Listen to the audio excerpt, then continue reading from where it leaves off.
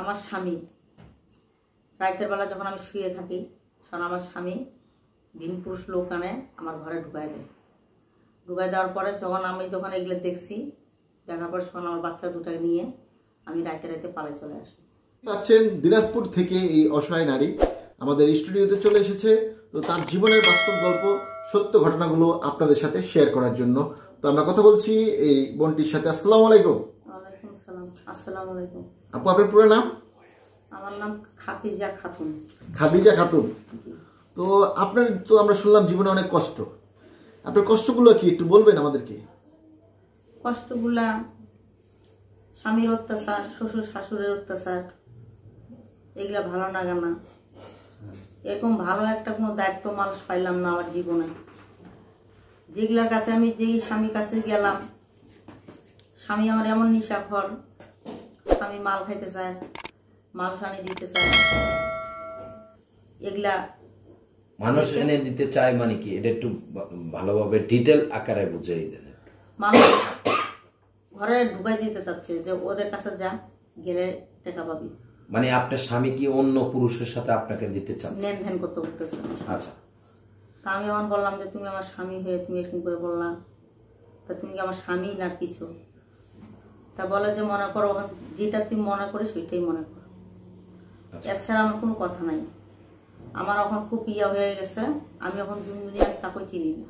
আচ্ছা, তুমি আচ্ছা ঠিক আছে, তা তুমি থাকো, আমি যাচ্ছি, তোমার টাকার যখন দরকার তাহলে আমি যাচ্ছি।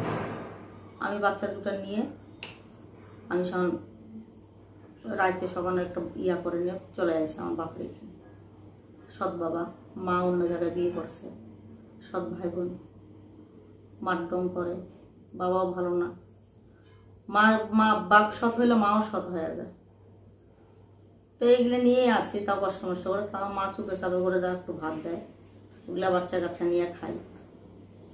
হোটেলে গেছি, হোটেলে যাই ঢুকছি, সে বিয়ে করতে যাচ্ছে, মেয়েগুলা দায়িত্ব নিবে না। হোটেলে যাই ঢুকছেন মানে কোন হোটেলে? ওইখানেই পার্বতীপুরের হোটেলেই ঢুকছি। এটা কি খাবারের হোটেলে? খাওয়ার হোটেলে। আচ্ছা, খাবার হোটেলে কাজে ঢুকছেন? কাজে ঢুকছি। আচ্ছা, সেই লোক বিয়ে করতে চায় আপনাকে? বিয়ে করতে যাচ্ছে। আচ্ছা, তা আমি বলছি ঠিক আছে, বিয়ে করা আল্লাহর ধর্ম। তো যখন আমি মেয়ে, আমাকে বিয়ে বসতেই হবে। যখন আমি স্বামী যখন আমি ছাড়িয়ে দিছি, তাহলে আমার এই মেয়ে দুটার দায়িত্ব তাও তোমাকে নিতে হবে, যদি নাও তাহলে আমি বিয়ে করবো। কয়েকদিন না, আমি মেয়ের দায়িত্ব নিব না। আপনার মেয়ে দুটার নাম কি? আমার একটা মেয়ের নাম হয়েছে মিনা, বড়টার নাম হয়েছে রিনা, ছোটটার নাম হয়েছে মিনা। এটা কি বড়টা? এটা বড়টা। ওর নাম কি? এর নাম হচ্ছে রিনা। তো রিনা, তুমি কোন ক্লাসে পড়ো? পড়ালেখা করি না। পড়ালেখা করো না? তো রিনার বয়স কত? 13 বছর। 13 বছর। তো এখন আপনি এই বয়সে বিয়ে করতে যাচ্ছেন, কিন্তু কিছুদিন পরে তো আপনার মেয়েরই তো বিয়ে হবে। যদি আমার মেয়ের এরকম যদি কেউ যদি এরকম দায়িত্ব নিতে চায়, তাহলে মেয়েকে আমি বিয়ে দিয়ে দিব এই বয়সেই। 13 বছর, যেরকম আইন যে চলতেছে, 18 বছর না হওয়া পর্যন্ত মেয়ে বিয়ে দেওয়া যায় না। তারপরে তো আমরা দেখতেছি বিভিন্ন জায়গায় কম বয়সী মেয়েদেরকে বিয়ে দেওয়া হচ্ছে। যদি এরকম যদি কেউ ভালো ঘর ভালো প্রস্তাবে যদি আসে, যে আমার মেয়েগুলোর দায়িত্ব, যে আমার মতন বুঝি পড়া কপাল বুঝি না হয়, যেরকম যেমন আমাকে আমার স্বামী বার করে দিচ্ছে বাইরে, তো ওরকম বুঝি আমার মেয়েকে বুঝি না হইতে হয়। এটাই আমার অনুরোধ সবার কাছে। আর আমি কিচ্ছু চাই না, আমার মেয়ে দুটাকে যদি ভালোভাবে যদি বিয়ে দিতে পারি, এটা আমি আল্লাহর কাছে হাজার শুকরিয়া মনে করবো। আমার মতন বুঝি না হইতে হয়। আমি বহুত দূর থেকে আপনাদের খোঁজে খোঁজে আমি এখানে আইছি। আমি কিচ্ছু চাই না। যদি আমার মেয়েরা যদি বলে যে মা, যে তোমার একটা ভবিষ্যৎ আছে, যদি বলে, তাহলে আমি বৃদ্ধ হোক, যে আমার কেউ যদি মনে করে দায়িত্ব নিতে চায়। মানে আপনার দায়িত্ব নিতে চাই বলতে কি, আপনি কি বিয়ে করতে যাচ্ছেন এই বয়সে? যদি কেউ বিয়ে করতে চায় যে আমি বিয়ে করবো তোমাকে, যদি করতে চায়, তা আমি জোয়ান দেখে করবো না, বয়স্ক হলেও আমি বিয়ে করবো। যে এককাল তো চলেই গেছে, আমি যদি বয়স্ক দেখে যদি বিয়ে করতে যদি চাই আমাকে বলবো। কিন্তু একটাই অনুরোধ থাকবে, যে আমার এই স্বামীর মতন বুঝি না হয়, যে অন্য ঘরে ঢুকাই দিতে হয়। এটাই আমার ভাই বোনের কাছে অনুরোধ, যে আমাকে একটা মুঠ ভাত খেলে যদি ওর শরীর ঠাসতে বলে তো আমি ঠাসবো। কোন বুঝে আমাকে অন্য জায়গায় বুঝে না পাঠায়। আচ্ছা, তো আপনি একটু আপনার স্বামীর যে ডিটেলস গুলো সেগুলো একটু ভালোভাবে বুঝিয়ে বলুন। আসলে আপনার স্বামী আপনার উপর কি ধরনের নির্যাতন গুলো করতো সেগুলো বলেন একটু। নির্যাতন এমন জায়গায় নির্যাতন করছে আমার দেখার কোনো জ্ঞান নাই। একটু ডিটেল আকারে বলুন আপু। আপনার কথাগুলো তো আমাদের দর্শকরা শুনতে হবে, বুঝতে হবে। এমন জায়গায় জায়গায় আমার স্বামী আমার শাশুড় শ্বশুর নির্যাতন করছে আপনাদেরকে দেখার মতন আমার কোনো ক্ষমতা নাই। তো দর্শক আসলে আপনার চোখের পানি দেখে বুঝতেছে যে আপনি কতটা কষ্টে আছেন, কতটা নির্যাতনের শিকার হয়েছেন। তো সম্মানিত দর্শক, আপনারা এই যে বোনের চোখের পানি দেখে বুঝতে পারতেছেন যে তার জীবনে কত কষ্ট। তো কেউ যদি আপা আপনাকে বিয়ে করতে চায়, এই বয়সে আপনি কি বিয়ে বসবেন? বলবো সত্যি যদি আমার মেয়েগুলো যদি ভালোভাবে দায়িত্ব নেয় যে না এদের বাবা আমি সাজবো, তাহলে আমি বিয়ে বলবো। তো এই যে ইউটিউবে অনেক প্রতিবেদনে অনেক মেয়েরাই এসে এই যে বিয়ের কথা বলে যে আমরা বিয়ে বসবো, এই কথা বলার পরে তারপরে মানুষের কাছ থেকে টাকা পয়সা খেয়ে বিয়ে শাদী করে না। তো এরকম করবেন না তো? না, এটার গ্যারান্টিটা কি? এটা আমি গ্যারান্টি দিতে পারবো যদি আমার মেয়েগুলোর দায়িত্ব যদি নেয়, আমার দায়িত্ব যদি নেয়, আমি গ্যারান্টি যে আমার মেয়েগুলোকে দেখে শোনো ও একটা গার্জিয়ান হিসাবে খারাপ আমার মেয়েগুলোকে বিয়ে দিবে, এটা আমার গ্যারান্টি। এটাই আপনার গ্যারান্টি? আর ওনার কাছ থেকে কি চান আপনি? আমি কিচ্ছু চাই না ওর কাছে, আমি ওর কাছে টাকাটুকু কিচ্ছু চাই না, যে আমাকে 2 বেলার 2 মুঠ দিবে, 2টা ভালো কাপড় পরাবে, 2 বেলা থাকার মতন একটা আমার স্থানে করে দিবে, আর কিচ্ছু চাই না আমি। আর থাকার মতো একটা স্থান করে দিবে নাকি? জি। আচ্ছা, তো এখন আছেন কোথায় আপনি? আমি এখন আছি আমার মায়ের এখানে। আপনার মার বাসা কোথায়? পার্বতীপুরে। আচ্ছা, তো এখন কি কর্ম করতেছেন আপনি? আমি এখন বেকার। আপনি বেকার? তো আপনার এই 2টা মেয়ে কিভাবে আপনাদের সংসারটা চলতেছে আসলে? কোথায় যাব? যাদের কাছে যাচ্ছে আমার দেহটার লোভ করতেছে, কই যাব আমি? সম্মানিত দর্শক, আপনারা শুনলেন কত বড় একটি কথা। আসলে যাদের কাছেই যাচ্ছে কি বলছে, আসলে কি নির্লজ্জের মতো বলছে বাধ্য হয়ে, কারণ তার পেট এবং পিঠ ঠেকে গেছে, তার পেটে হলো খাবার নেই। সেই কারণেই আপনাদেরকে এই সব কথা, বাস্তব সত্য কথাগুলোই সে বলতে আজকে বাধ্য হয়েছে। দেখুন দর্শক, তার চোখের পানিগুলো দেখুন, আপনারা একটু আপনাদেরকে দেখানোর চেষ্টা করছি। দেখুন,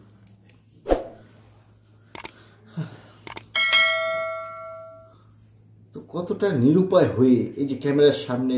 তো আপা, আপনি এই যে কথাগুলো বলছেন, এগুলো কিন্তু পুরো বিশ্বের মানুষ সবাই দেখবে, কিন্তু আপনার আত্মীয় স্বজন, আপনার পাড়া প্রতিবেশী সবাই দেখবে এগুলো। তারপরে কি এগুলা বলতে চাচ্ছেন আপনি? হ্যাঁ, থানার মধ্যে থানার আচরণ নিচ্ছি, থানার পুলিশ আসে ধরে মারছে, যখন থানার পুলিশ চলে গেছে তখন আমাকে এগুলা দিয়ে পুরো শেষ করে দিয়েছে। এগুলা পাও, এগুলা হাত কাটে দিছে, আমার এখানে একটা দাগ দিয়ে দিছে। কি আপনার স্বামী? হ্যাঁ, আমার শাশুড়ি। শাশুড়ি? জি। শাশুড়ির নির্যাতনের শিকার হলেন? আমি ভয়ে আর যাইনি থানায়, বাচ্চাগুলো নিয়ে আমি পালে চলে গেছি আমার মায়ের কাছে। আপনার স্বামীর সাথে কি ডিভোর্স হয়েছে? জি।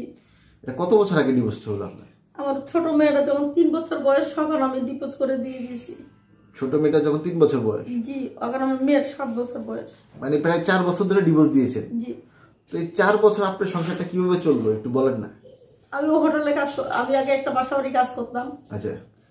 ওই বাসাবাড়ির মধ্যে টাকা দুগা দেয় না। আচ্ছা। খালি 2টা করে ভাত দেয়, আমার পেটে রান্দাছে। আচ্ছা। ওই 2গা ভাত আনে আমার মেয়ে 2টাকে নিয়ে খাই। আচ্ছা। আর আমার মায়ের বারান্দায় পরে থাকি, আমি একটা চালি কাপড় দিয়ে ঘিরে ওখানে থাকি, আমার তো ঘর বাড়ি নেই। ওইখান থেকে কাজ কাম করে ওরা বদলে হয়ে চলে গেল। মানে ওইখানে 3 বছর কাজ করছিলাম, জি। ওইখান থেকে বদলে হয়ে চলে গেছে ওরা অন্য জায়গায়। একটা টাকাও দিল না আমাকে, মেয়েটাকে পড়াইতেও পারলাম না। মেয়েটা খুব আশা পড়ার, কিন্তু আমাকে পড়াইতে পারলাম না।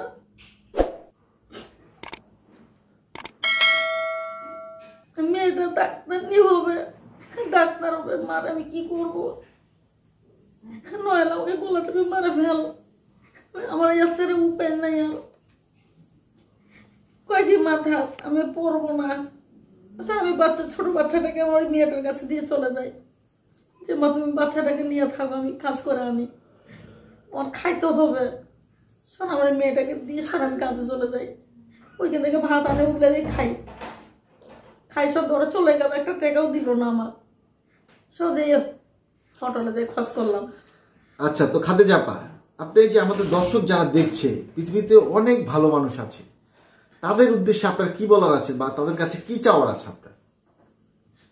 আমার চাওয়ার যে ভাই বোনগুলো যদি আমার পরে যদি মায়া যদি হয়, তাহলে আমার এই মেয়েগুলোর জন্য কিছু কিছু দিয়ে এটা কিছু কি টাকা পয়সা দিবে?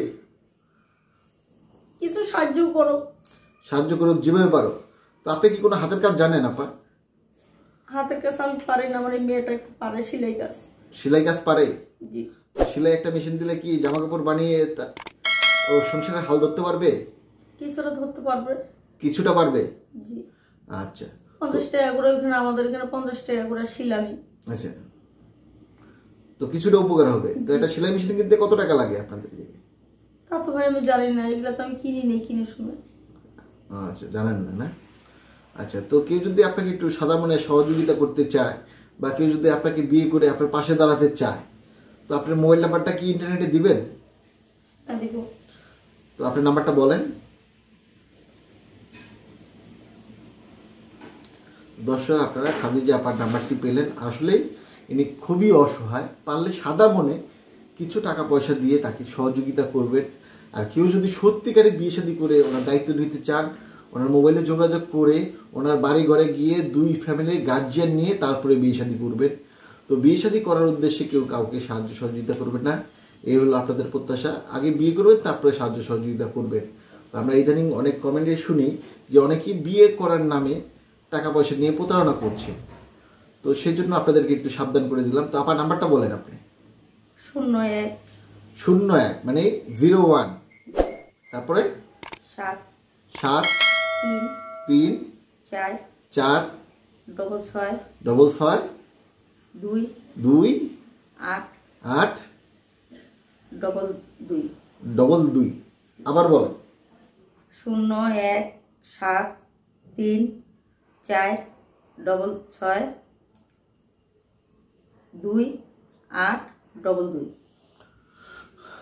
তো সম্মানিত দর্শক, আপনারা যারা দেখলেন, আসলে এই খাদিজা আপার জীবনের বাস্তব গল্প। পার্বত্যপুর দিনাজপুরের এই বোনটি আসলে খুবই অসহায়, নিরুপায় হয়ে এখন কোনো কর্ম করতে পারছেন না, সেই কারণে আপনাদের সামনে এসেছে আমাদের এই ইউটিউব চ্যানেলের ক্যামেরার মাধ্যমে।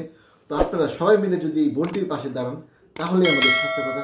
আপনারা সবাই ভালো থাকেন, সুস্থ থাকেন। আল্লাহ হাফেজ।